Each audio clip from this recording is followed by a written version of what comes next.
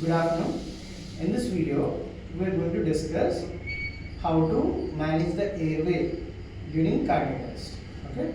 So, opening the airway involves head tilt and chin lift. So, when you do the head tilt and chin lift, what happens is your tongue, which is usually falling posteriorly back into the posterior pharyngeal wall when the patient is unconscious, will be displaced anteriorly. Okay, so the only contraindication for head tilt and chin lift is any history of trauma. So you have to avoid head tilt and chin lift in cases of trauma.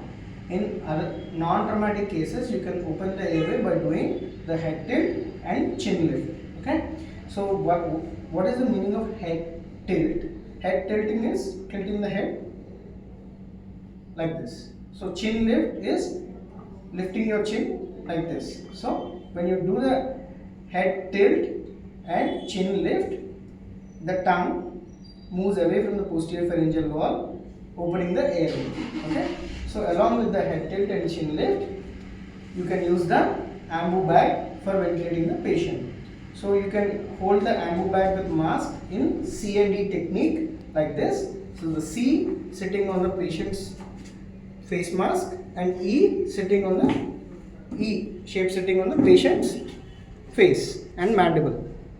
So you hold the mask against the patient's face with your C and you take your E and you place your E on the patient's mandible. So with this C and E technique, you start ventilating the patient. So give one breath, give two breaths. So in adult CPR, it is 30:2 compression to ventilation ratio. So along with this C and E technique, you do the head tilt and chin lift and you ventilate and you look for the chest rise.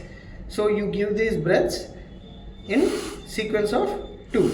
Okay, so 30 compressions and 2 breaths. Okay, so this maneuver will open the airway, at the same time will ensure that whatever tidal volume you are giving reaches the lungs.